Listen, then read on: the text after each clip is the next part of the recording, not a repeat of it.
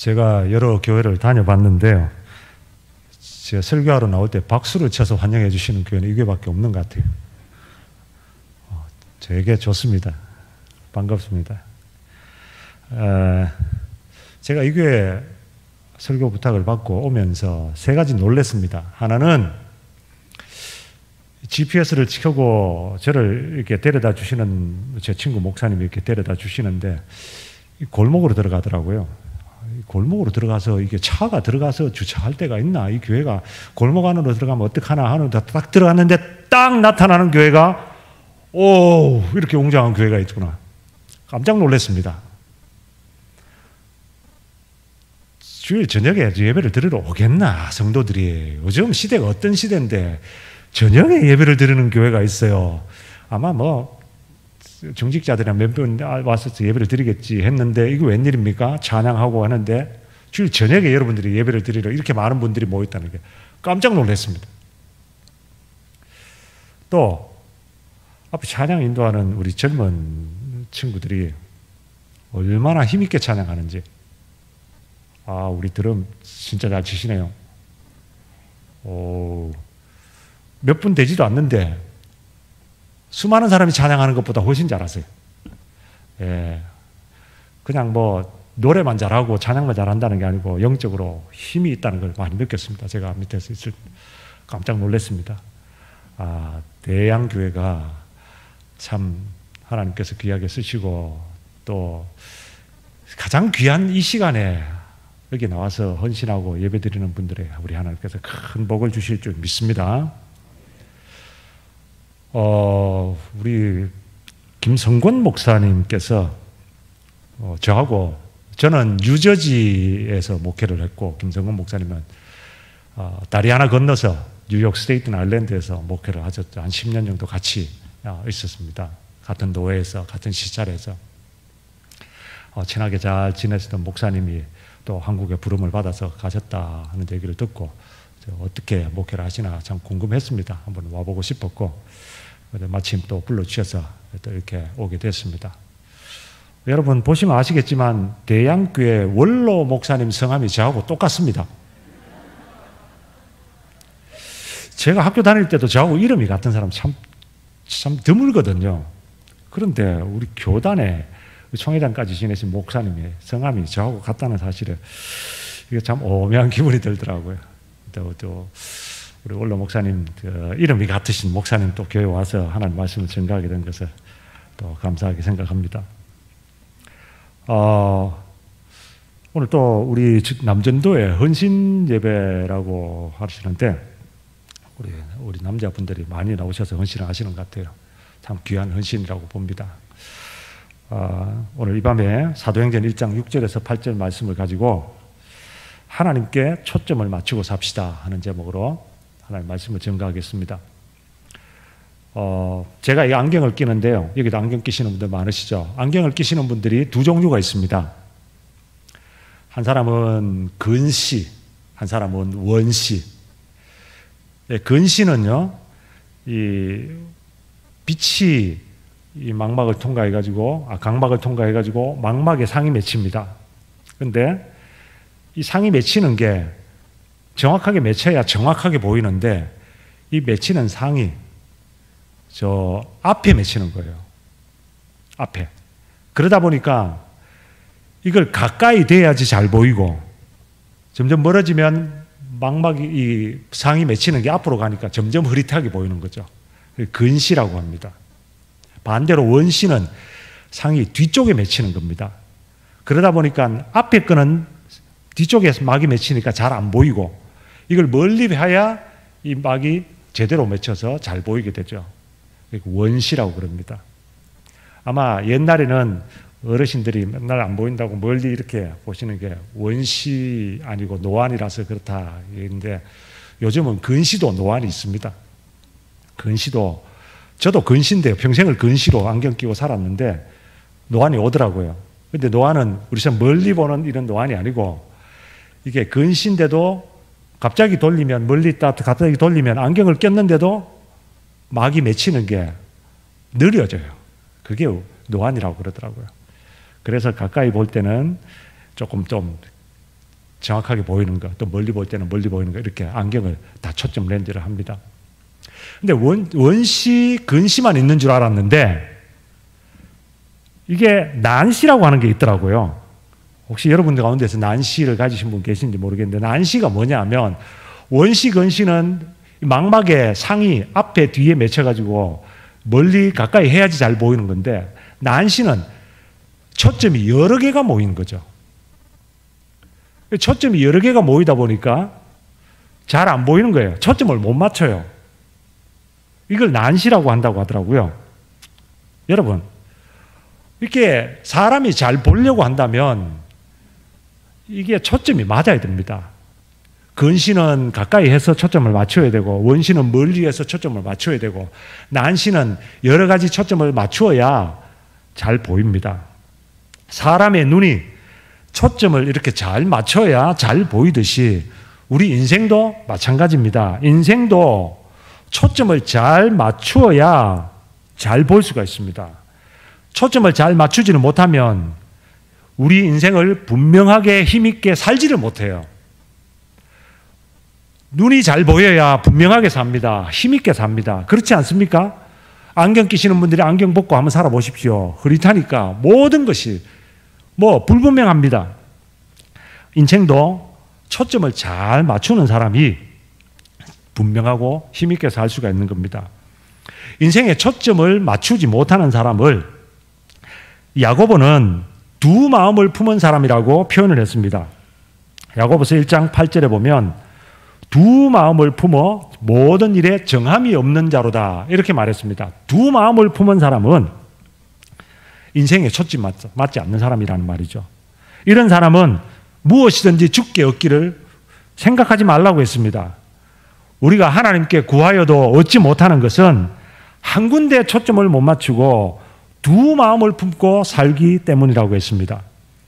우리 예수님께서 한 군데에 마음을 두고 초점을 맞추고 살아야 될 것을 한 번은 말씀하신 적이 있습니다. 누가복음 10장에 보면 예수님께서는 늘 예루살렘을 왕래하실 때에 베단이라고 하는 마을을 거쳐서 가셨습니다. 그런데 그 베다니에는 예수님과 친한 친구 나사로라고 하는 사람이 살고 있었습니다. 그런데 이 나사로에게는 두 여동생이 있었어요. 예수님께서 제자들과 함께 예루살렘에 올라갈 일이 있어서 지나가실 때면 꼭 나사로의 집에서 머물렀습니다. 그러면 집에 손님이 들어오면 그때 당시에 이 나사로의 여동생인 마르다와 마리아가 손님 접대를 해야 될 거 아닙니까? 예수님만 혼자 오시는 것도 아니고 제자들과 함께 여러 사람이 들이닥치면 정신없죠. 분주하죠. 음식 준비하랴, 대접하랴. 그렇게 마르다가 분주하게 음식 준비하고 있는데 일손이 모자라는 겁니다. 가만 보니까 마리아가 없어요. 여동생인 마리아는 어디 있나 봤더니 남자들과 함께 예수님 발치에 앉아가지고 예수님 설교를 듣고 있는 거예요. 그래서 이 마르다가 화가 났습니다. 가가지고는 예수님께 설교하고 있는 그 자리에 뛰쳐 들어갔습니다. 예수님, 지금 일손이 없어서 바빠 죽겠는데 마리아 좀 불러내 주십시오. 그렇게 얘기를 했어요. 그랬더니 예수님께서 뭐라고 말씀하셨는지 아십니까? 누가복음 10장 41절에 42절에 주께서 대답하여 가라사대 마르다야 마르다야 네가 많은 일로 염려하고 근심하나 그러나 몇 가지만 하든지 혹 한 가지만이라도 족하니라. 마리아는 이 좋은 편을 택하였으니 빼앗기지 아니하리라 하시니라. 지금 예수님께서는 마르다에게 여러 가지 일로 분주한 이 마르다에게 한 가지만으로 족하다. 마리아는 그걸 택했다. 그렇게 말씀하신 겁니다. 여러분, 이게 뭐냐면 우리가 살아야 될 때 인생에서 한 마음으로 인생의 초점을 맞추고 살아야 된다 이 말입니다. 초점을 맞추고 살아야 능력 있는 삶을 살 수가 있습니다. 여러분, 여러분들이 우리가 살아갈 때 일상생활에 비치는 빛은 그렇게 뜨겁지 않습니다. 물론 적도지방이나 그렇게 햇빛이 뜨겁게 비치는 곳에서는 화상을 입기도 합니다만 대부분 지역은 그렇지 않죠. 그런데 이 햇빛이 평소에 우리에게 비칠 때는 전혀 해를 끼치지 못하는데 이 빛이 한 군데 모아지면 엄청난 능력을 발휘합니다. 여러분 학교 다닐 때 실험을 해보셨죠? 돋보기를 가지고 빛을 모으면 어떻습니까? 종이를 태웁니다. 나무를 태울 수도 있어요. 저 정글에서 사는 사람들이 이렇게 보니까 불을 일으킬 것이 없을 때는 물을 모아가지고도 그걸로 빛을 모아서 태우기도 하더라고요. 심지어는요, 저 남극 지역에 가서 극지방이니까 햇빛이 얼마나 약합니까? 꽁꽁 얼어붙었죠. 그런데 불을 못 붙이는 거예요. 다른 것으로는. 거기는 성냥도 잘 안 붙어요. 그런데 거기서 어떻게 불을 일으키고 어떻게 물을 끓일 수가 있습니까? 가만 보니까요, 빛을 모으더라고요. 빛을 모아가지고 한 군데 딱 모아가지고 그 냄비를 거기다 딱 얹어 놓으니까 세상에 그 남극에서 그 빛이 모여지니까 냄비에 물이 끓어요. 엄청난 힘을 발휘한다는 겁니다. 여러분, 우리 일상생활에 빛을 모았을 때도 그 정도 힘을 발휘하는데 우리의 마음을 하나로 모으면, 우리의 삶이 한 군데 초점을 맞추면 엄청난 능력이 나타난다는 겁니다. 왜 우리의 삶에 힘이 없습니까? 삶의 초점이 안 맞는 거예요. 초점이 안 맞으니까 힘을 발휘할 수가 없어요. 우리도 삶의 초점을 맞추면 불을 일으킬 수 있습니다. 삶의 초점을 맞추면 능력 있는 삶을 살 수 있습니다. 오늘 저와 여러분들이 초점 맞추는, 한 군데 초점을 맞추고 살아가는 분들 되기를 바랍니다. 우리 남전도 회원들도 여러 군데 분산시키지 말고 한 군데 초점을 맞추며 살기를 바랍니다. 그러면 우리 인생의 초점을 어디에 맞추어야 될까요? 오늘 본문에 예수님께서 그 해답을 가르쳐 주셨습니다. 오늘 본문, 여러분 잘 아시는 본문이죠? 이 본문에 보면 예수님께서 이 땅의 사역을 마치시고 하늘로 승천하시기 위해서 제자들과 함께 모이셨을 때에 제자들이 예수님께 이렇게 물었습니다. 6절에 그들이 모였을 때에 예수께 여쭈어 이르되 주께서 이스라엘 나라를 회복하심이 이때입니까? 제자들의 질문을 보면 제자들의 초점은 어디에 있습니까? 이스라엘 나라를 회복하심이 이때입니까? 지금 제자들의 초점은 이 세상의 나라, 이스라엘 나라에 맞추어져 있습니다. 제자들은 예수님을 따라다니다 보니까 얻게 된 복들이 너무 좋았습니다. 병도 고치죠. 귀신도 쫓아내죠. 보리떡 5개와 물고기 2마리로 5,000명이나 되는 많은 사람들을 먹이죠. 심지어는 죽은 사람도 일으키죠. 바람과 바다도 잠잠케 하지요. 예수님의 능력이 얼마나 좋았는지 모릅니다. 그래서 예수님을 그대로 지금 이 상태대로 꾸준히 따라가면 언젠가는 나도 한몫 보겠다, 이런 생각을 기대하고 있었습니다. 그런데 그렇게 잘 나가시던 예수님께서 아무런 힘도 없이 아무런 저항도 못하시고 로마 병사에 붙잡혀가지고 허망하게 십자가에 달려 죽어버리시고 말았습니다. 예수님께서 십자가에 달려 죽으실 때에 제자들은 모두가 다 도망쳐버렸습니다. 그들이 이때까지 기대하던 모든 것들이 한순간에 다 무너지고 말았습니다. 그런데 죽은 줄 알았던 예수님께서 죽음을 이기시고 부활하셨습니다. 그러자 이 제자들의 기대도 다시 살아나는 겁니다. 예수님께서 그냥 힘없이 죽으신 것이 아니구나. 이제야말로 진짜 능력을 발휘하실 때구나. 이제야말로 하나님의 나라, 이 이스라엘 나라를 회복하실 때가 되었나 보다, 그렇게 생각했습니다. 그래서 제자들이 예수님에게 이렇게 물었던 겁니다. 이제 이스라엘이 로마로부터 회복되고 이스라엘 나라가 일어서겠습니까? 하지만 제자들은요, 초점 잘못 맞췄어요. 초점을 잘못 맞췄어요. 예수님께서 그렇게 묻는 제자들에게 뭐라고 대답하셨습니까? 7절과 8절이죠. 이르시되 때와 시기는 아버지께서 자기의 권한에 두셨더니 너희가 알 바 아니요. 오직 성령이 너희에게 임하시면 너희가 권능을 받고 예루살렘과 온 유대와 사마리아와 땅 끝까지 이르러 내 증인이 되리라 하시니라. 제자들은 이스라엘 나라를 회복하심이, 로마를 무찌르고 드디어 이 땅에 하나님 나라 이스라엘 나라를 건설하실 때가 지금이 됐습니까? 이렇게 초점을 맞추고 있는데 예수님께서는 그건 초점 잘못 맞췄다. 그건 너희의 알 바 아니다. 너희가 초점을 맞춰야 될 것은 오직 성령이 임하셔서 권능을 받아서 예루살렘과 온 유대와 사마리아 땅 끝까지 증인이 되는 하나님의 나라다, 이렇게 말씀하시는 것입니다. 예수님은 이 세상 나라의 회복에 초점을 맞추고 사는 제자들에게 우리가 초점을 맞춰야 될 것은 이 세상 나라가 아니라 성령의 권능을 받아서 땅끝까지 증거될 하나님의 나라라고 말씀하시는 겁니다.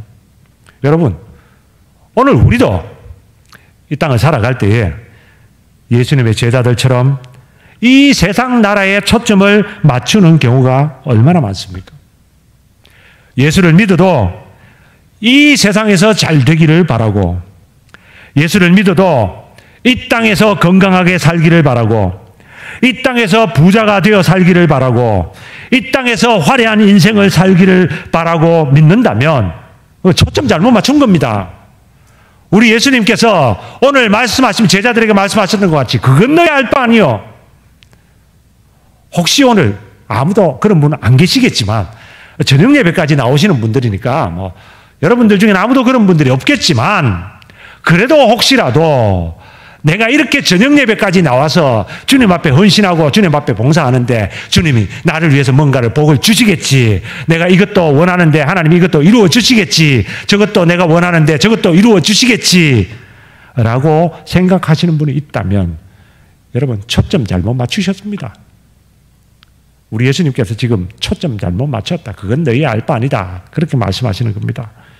우리 예수님께서 우리에게 초점을 맞추라고 하는 것은 이 세상 나라가 아니라 바로 영원한 나라, 하나님 나라에 초점을 맞추라고 말씀하십니다. 마태복음 6장 33절에 예수님께서는 너희는 먼저 그의 나라와 그의 의를 구하라. 그리하면 이 모든 것을 너희에게 더하시리라 말씀하셨습니다. 초점을 어디에 맞추라고요? 무엇을 먹을까? 무엇을 입을까? 무엇을 마실까에 맞추는 게 아니라는 겁니다. 여러분, 오늘 헌신하시는 남전도 회원들 여러분, 여러분들의 초점을 어디에 맞춰야 됩니까? 오늘은 무엇을 먹을까? 내일은 무엇을 마실까? 오늘 어떻게 살까? 여기에 초점을 맞추는 것이 아니라 먼저 하나님의 나라와 그의 의를 구하는 것에 초점을 맞춰야 된다는 겁니다. 요한복음 6장 27절에 예수님께서는 썩는 양식을 위하여 일하지 말고 영생하도록 있는 양식을 위하여 하라고 하셨습니다. 썩는 양식, 우리가 이 땅에서 먹는 것, 마시는 것, 입는 것, 살아가는 것, 그거 다 썩어 없어질 것들입니다. 그것에 초점을 맞추지 말고 영생하도록 있는 양식, 너희의 보물을 하늘에 쌓아두라. 하늘의 나라에 쌓이든 영원한 양식, 영원한 나라를 위해서 초점을 맞추라고 하시는 겁니다. 구약의 이스라엘 백성들이 광야 생활을 할 때, 여러분 광야에 뭐 먹을 게 있습니까?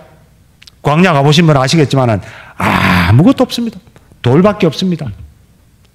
여러분, 그 광야에서 어떻게 그 수많은 사람들이 먹고 살 수가 있겠습니까? 그런데 하나님께서는 이스라엘 백성들을 광야로 인도하셨어요. 그리고는 그 광야에서 이스라엘 백성들에게 먹을 것을 주셨습니다. 뭘 주셨죠? 하늘에서 만나를 주셨습니다. 왜 하나님께서 이스라엘 백성들에게 먹을 것을 단단히 준비를 해가지고 가도록 하시지 않고 또 그곳에서 무슨 돌을 떡으로 만들어가지고 먹이시지도 않고 하늘에서 만나를 먹이셨을까? 그 이유를 신명기 8장 1절에 3절에 이렇게 설명해 놨습니다. 분명히 말씀하셨습니다. 너를 낮추시며 너로 줄이게 하시며 네가 알지 못하던 만나를 먹이신 것은 사람이 떡으로만 사는 것이 아니요 여호와의 입에서 나오는 모든 말씀으로 사는 줄을 너로 알게 하려 하심이니라. 하나님께서 광야를 걸어가는 이스라엘 백성들에게 만나를 먹이신 것은 우리가 이 땅을 살아갈 때 초점을 맞춰야 되는 것이 이 세상 나라가 아니라 하나님의 말씀이라, 하나님이라 하는 것을 가르쳐 주기 위해서 하늘에서 만나를 내려 먹이셨다 하는 말씀입니다. 여러분, 광야에서 이스라엘 백성들의 초점이 어디에 있겠습니까? 오로지 관심이 어디에 있었겠습니까? 여러분들도 광야길을 걸어보셔서 아시겠죠? 코로나 상황과 같은 상황을 만났을 때, 직업을 잃었을 때, 더 이상 내가 투자한 돈이 왕창 떨어졌을 때, 여러분, 아이고 이러다가 먹고 살기 힘들겠다. 온통 관심이 거기 있지 않습니까? 광야에서 이스라엘 백성들의 관심은 무엇을 먹을까? 물이 떨어지면 무엇을 마실까? 먹고 마시는 문제였습니다. 거기에다 초점을 맞추고 살다 보니까 이스라엘 백성들에게 나오는 것은 온통 불평과 불만과 원망뿐이었어요. 여러분, 이 세상에 초점을 맞추고 살면 무엇을 먹을까 무엇을 마실까 이 세상에 초점을 맞추고 살면 광야 이스라엘 백성들처럼 불평과 원망밖에는 나오는 게 없다는 겁니다. 거기에 초점을 맞추고 살면 여러분 절대 감사가 나오지 않습니다. 절대 은혜가 나오지 않습니다. 이런 이스라엘 백성들에게 하나님께서는 하늘에서 만나를 내려주셔서 초점을 이 세상이 아니라 광야가 아니라 하늘로 돌리도록 하늘에 초점을 맞추고 살도록 하신 겁니다. 오늘 저와 여러분들이 살아가는 이 세상도 광야와 같죠? 늘 먹을 것이 부족합니다. 마실 물이 부족합니다. 제가 한국에 와보니까 한국이 정말 살기 좋아졌습니다. 한국이 이제 없는 게 없어요. 올 때마다 제가 한 4, 5년 전에 나왔었는데 4, 5년 만에 다시 나와보니까 놀랍도록 또 바뀌었어요. 점점 부유해진다는 게 느껴집니다. 그런데 여러분 이렇게 부유하지만 정작 여러분 살아가는 삶은 어떻습니까? 만족하십니까? 아 나는 이 정도 했으면 됐다. 하나님은 내가 차고 넘친다. 아 하나님 더 안 주셔도 됩니다. 이런 사람 있습니까? 대부분 보면 부족합니다. 늘 부족합니다. 광야와 같습니다. 조금만 더 있으면 좋겠다. 요것만 더 있으면 좋겠다. 그렇게 생각하고 살지 않습니까? 우리가 살아가는 길에는요 평안한 삶이 없어요. 각종 질병 코로나 누가 예상이라도 했습니까? 그런 상황이 불시에 들이닥치는 거죠. 사고, 각종 사고의 재난의 위험들이 도사리고 있습니다. 이런 광야와 같은 세상에서 우리도 이스라엘 백성들처럼 세상에 초점을 맞추고 살면 불평과 원망이 끊어지지가 않습니다. 그래서 우리가 이런 세상에서 살 때, 광야와 같은 세상에 살 때 하나님께서 이스라엘 백성들에게 만나를 주시면서 초점을 하늘에다가 맞추라고 하신 것처럼 우리도 하늘에다 초점을 맞추고 살면요 이 모든 것을 더하여 주시리라 말씀이 이루어질 줄 믿습니다. 너희는 먼저 그의 나라와 그의 의를 구하라. 그리하면 이 모든 것을 너희에게 더하시리라. 여러분 초점을 세상이 아니라 하나님께 맞추시기 바랍니다. 그러면요 해결됩니다. 세상에 초점을 맞추면 불평과 원망밖에 안 나오지만 하나님께 초점을 맞추면 해결이 된다는 말이에요. 예전에 어느 목사님에게 제가 들은 이야기입니다. 이 목사님의 어린 두 아들이 있었어요. 아이들이 아이스크림을 좋아하지 않습니까? 그래가지고 이 목사님 아버지가 아이들에게 자주 아이스크림을 사주었어요. 근데 아이스크림을 사주다 보니까 이 아들 둘이가 먹는 게 달라요. 이 형은 항상 아빠가 아이스크림 사주면 그 아이스크림을 후딱 먹어 치웁니다. 금방 먹을 거예요. 맨입 아니면 없어요. 그런데 이 동생은 아이스크림을 어떻게 먹냐면 이게 녹아 들어질 때까지 조금씩 핥아 먹습니다. 아이스크림 그렇게 먹는 아이들 있죠? 조금씩 낼람 핥아 먹는 거예요. 이걸 보고 형이 동생 걸 노립니다. 그래가지고 그냥 뺏어 먹기는 뭐하니까 동생한테 제안을 하죠. 야 게임하자. 원래 아이들이 동생들이 형 하는 걸 따라 하지 않습니까? 동생 하는 거 형하고 같이 게임하는 걸 좋아하죠. 무슨 게임 하냐니 가위바위보를 하든지 묵찌바를 하든지 이런 걸 해가지고 이긴 사람이 아이스크림을 한 입씩 먹도록 하자. 이 게임을 하는 거예요. 여러분 형은 벌써 다 먹었어요. 동생 것만 남아있어요. 그런데 형은 벌써 동생 걸 먹기 위해서 이 게임을 제안한 거죠. 그런데 순진한 동생은 형하고 게임 해가지고 한번 이겨보겠다고 동조를 하는 겁니다. 좋다. 게임하자. 게임을 하면 형이 일부러 동생한테 몇 번 져줘요. 그러면 동생은 이겼다고 자기 아이스크림도 그걸 갖다가 아껴서 한 입 살짝 갖다 먹어요. 그러니까 한 두세 번 하고 나면 형이 이깁니다. 형이 이기면 어떠니? 자, 이번엔 내 차례다 하고는 동생 걸 뺏어가지고 한 입에 다 먹어버립니다.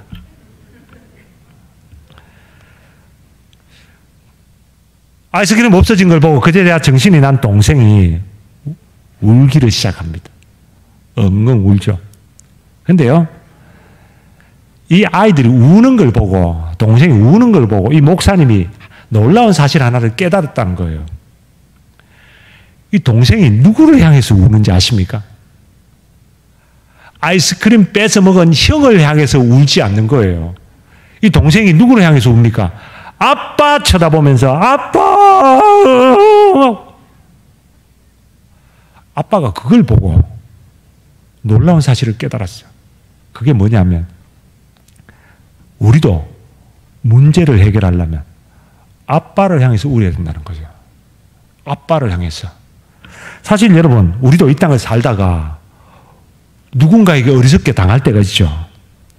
괜히 쓸데없는 짓을 해가지고 내 것을 빼앗길 때도 있습니다. 또 마귀에게 넘어가기도 하고 사기를 당하기도 하고 괜히 내가 잘못해가지고 실수를 해서 엉뚱하게 피해를 보는 그런 경우도 있습니다. 그런다고 여러분, 그때 그 문제를 해결하기 위해서 나를 넘어뜨린 사람을 향해서 울어봐야 소용없어요. 세상을 향해서 울어봐야 소용없어요. 누구를 향해서 울어야 됩니까? 우리의 아버지 대신 하나님을 향해서 울어야 된다는 겁니다. 여러분, 이 동생이 아이스크림 형한테 뺏기고 억울하게 뺏겼잖아요. 억울하게 뺏기고 아빠를 향해서 응응 아빠 울 때 어느 아빠가 야 이놈아 내가 네 아이스크림 먹었냐? 네가 어리석게 등하고 그렇게 해서 그런 거지 라고 말할 아빠가 어디 있습니까? 아빠라면 당연히 야 이거 울지 마라 울지 마라 아빠가 하나 더 사줄게. 형이 말이야 못되게 그랬다고 그러면서 동생이 아이스크림 하나 더 사주잖아요.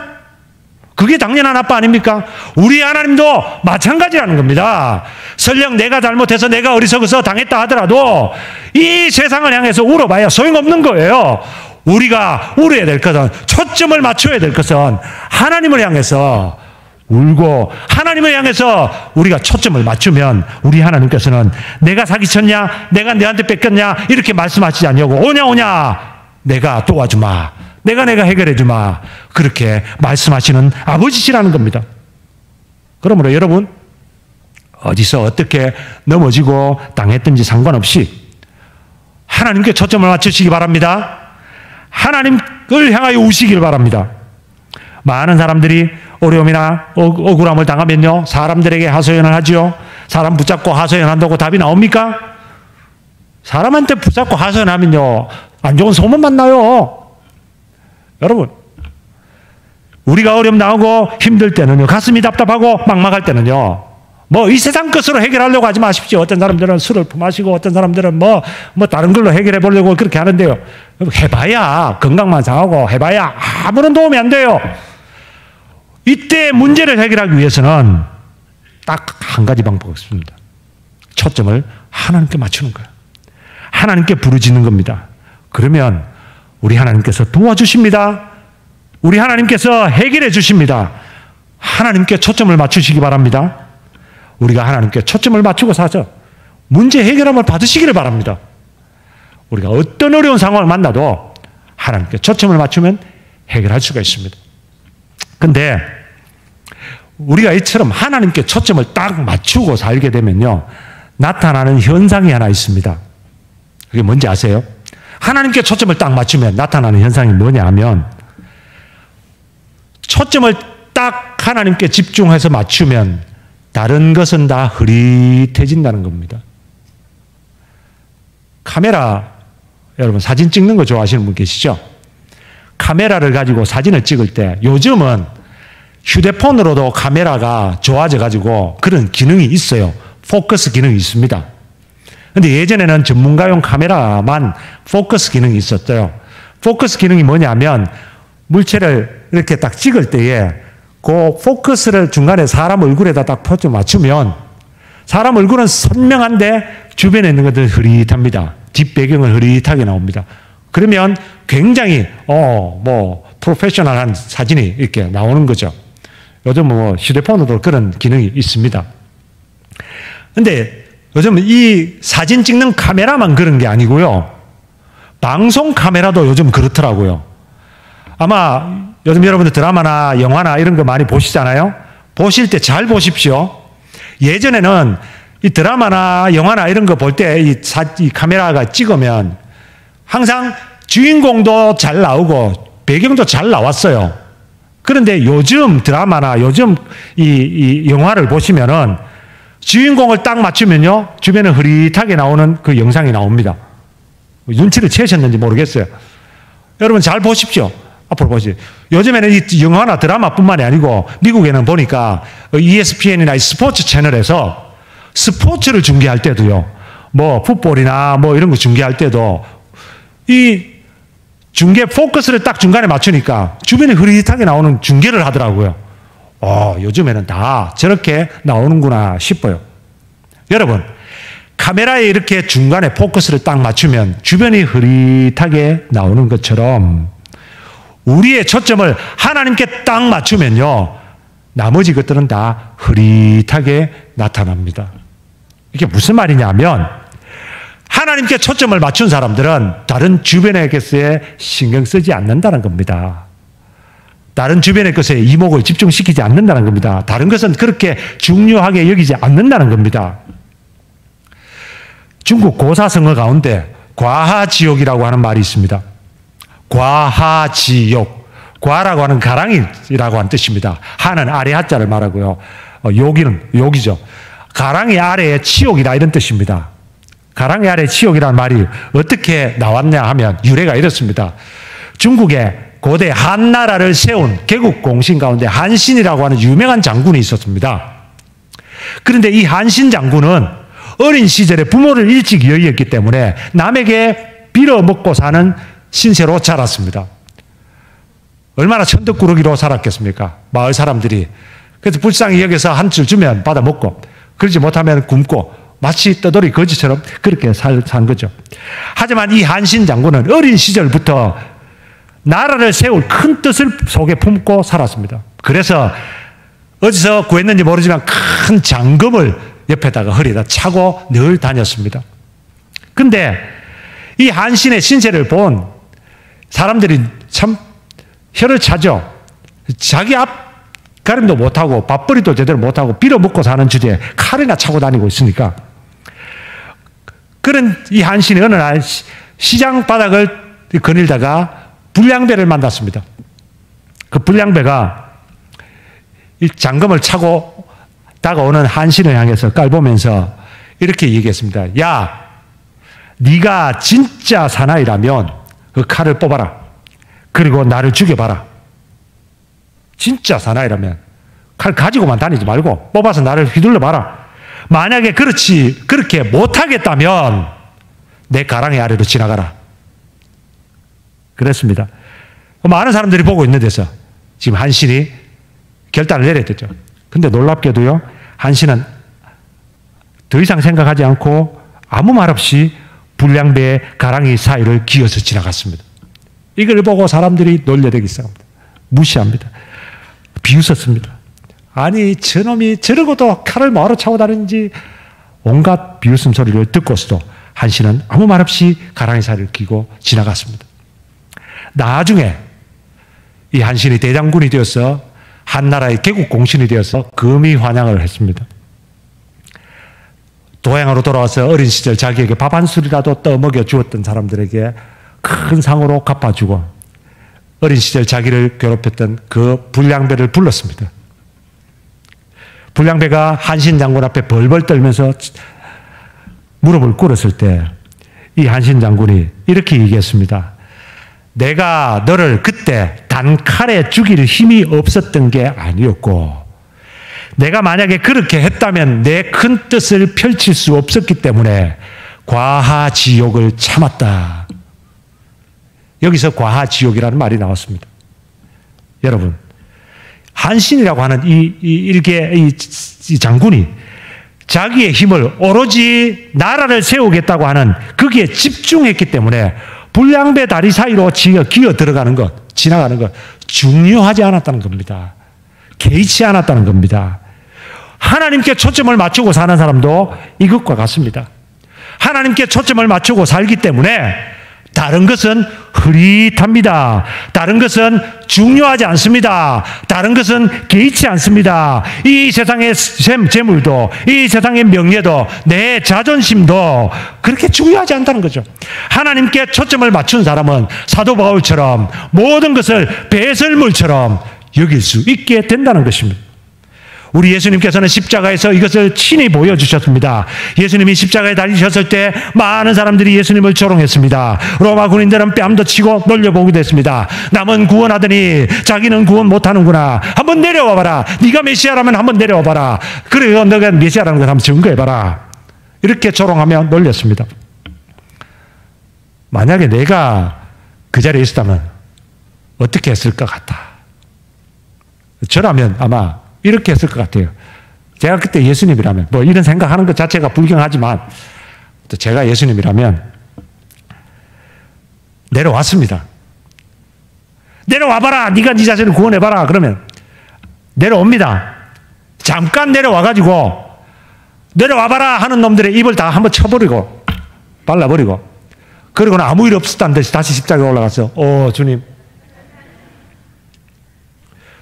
일석이조 아닙니까? 사명도 완수하고 내 자존심도 세우고. 여러분, 근데요, 우리 예수님은 그렇게 하시지 않으셨습니다. 왜 그런지 아세요?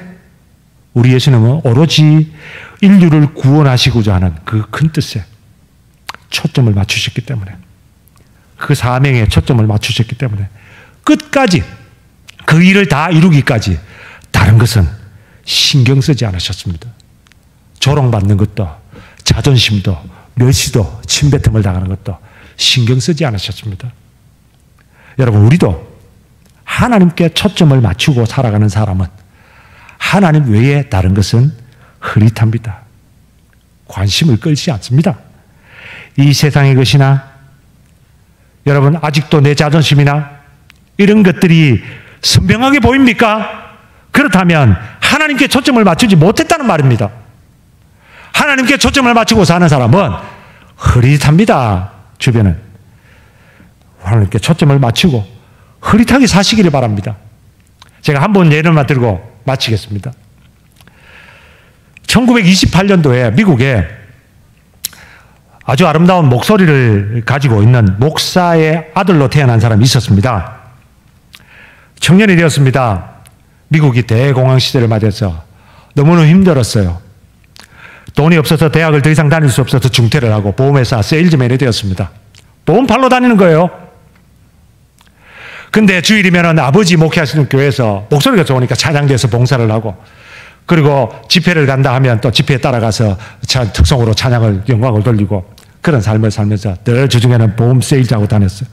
그러다가 한 번은 세일즈 하러 갔는데, 이 보험회사 판매를 할 때 만난 고객 가운데 한 사람이 이 사람의 목소리가 너무 좋다는 것을 깨닫고 한번 오디션에 한번 나가보라고 합니다.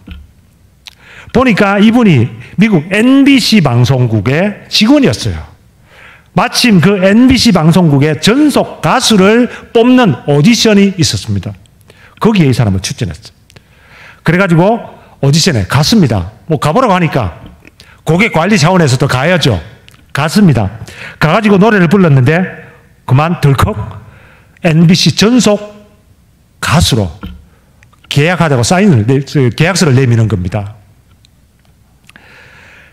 갑자기 부와 명예를 거머쥘 기회를 딱 앞에 두고 사인만 하면 되는 거죠. 계약서를 사인만 하면 되는데 주저되는 겁니다. 만약에 내가 지금 이걸 사인하고 나면 나는 NBC 방송국을 위해서 전속으로 노래를 부르는 사람 되면 교회에서 노래를 못 부르겠구나. 내가 아버지 집회하는데도 찬양을 못 하겠구나. 이런 생각이 드는 거예요. 그래서 방송국에다가 제가 생각할 말미만 조금 주십시오. 제가 곧 연락드리겠습니다. 하고는 집으로 돌아왔어요. 집으로 돌아와서 기도하는 가운데 늘 자기 집 응접실의 피아노 앞에서 피아노를 치면서 노래를 불렀는데, 피아노 앞에 딱 앉았을 때 피아노 위에 자기 엄마가 그토록 애지중지하는 찬송 시를 모아놓은 시집이 있었습니다. 무심결에 그 찬송 시집을 펼쳤습니다. 그 시에 나온 그 시를 읽고 이 사람이 마음을 하나님께 맞추기로 결단을 내렸습니다. 그 시가 이런 시입니다. 주 예수보다 더 귀한 것은 없네. 이 세상 부귀와 바꿀 수 없네.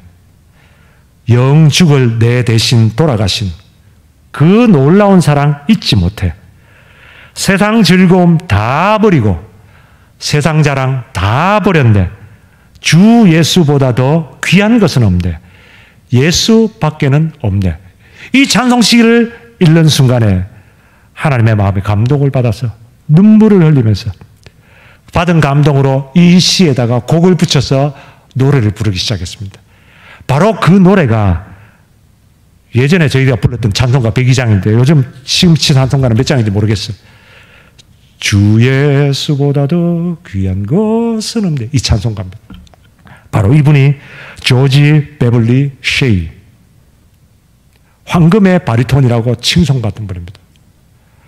이분이 절대 세상 노래를 부르지 않고 빌리 그레엄 목사님과 함께 전 세계를 다니면서 빌리 그레엄 전도 집회 때마다 그 황금의 목소리로 주님을 찬양하고 많은 사람들의 신금을 울리고 주님께로 돌아오는데 크게 쓰임받다가 나이 90이 넘으셔서 하나님 앞에 부름을 받으셨습니다.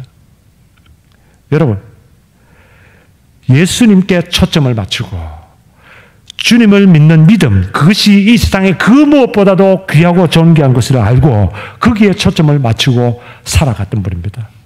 그러니 세상의 다른 것은 기꺼이 포기할 수가 있었습니다. 오늘 저와 여러분들도 이렇게 하나님께 초점을 맞추고 다른 것은 흐릿하게 사시는 분들 되시기 바랍니다. 우리 헌신하시는 남전도 회원들 여러분, 여러분들도 여러 가지 것에 두 마음 품지 마시고 오로지 한 마음으로 하나님께 초점을 맞추시고 하나님 외에 다른 것에는 흐릿하게 살아가시는 분들 다 될 수 있기를 바랍니다.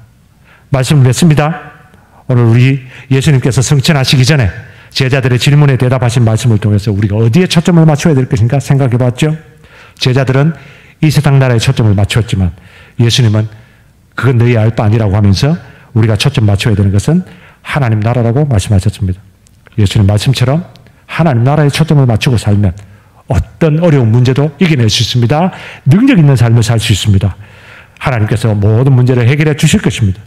하나님께 초점을 맞추고 사는 사람은 하나님 외에 다른 것에는 흐릿하게 삽니다. 주 예수보다 더 귀한 것은 없기 때문에 세상 즐거움 다 버리며 살아갈 수가 있습니다. 중요한 것을 위해서라면 과하 지옥도 참아내면서 살아갈 수가 있습니다. 저와 여러분 모두가 다 하나님께만 초점을 맞추고 사는 분들 되기를 주의 이름으로 축원합니다. 기도하겠습니다. 하나님 감사합니다. 오늘도 우리가 이 세상 살아갈 때 어디에 초점을 맞춰야 될지 말씀해 주셨습니다. 이것은 너희의 알 바 아니요 오직 성령이 임하시면 권능을 받아 예루살렘과 온 유대와 사마리아 땅 끝까지 이르러 증인이 되는 하나님 나라에 초점을 맞추어야 될 것을 말씀하셨습니다.